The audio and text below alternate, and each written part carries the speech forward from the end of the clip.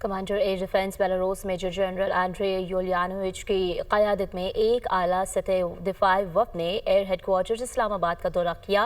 वफ़द ने air chief marshal Zaheer Ahmad Babar Sidhu से मुलाकात की और पाक फ़ज़ाइया के ऑपरेशनल तजुर्बे से इस्तिफ़ादा हासिल करने की दिलचस्पी का इजहार किया है। इस्लामाबाद से ये रिपोर्ट देखेंगे।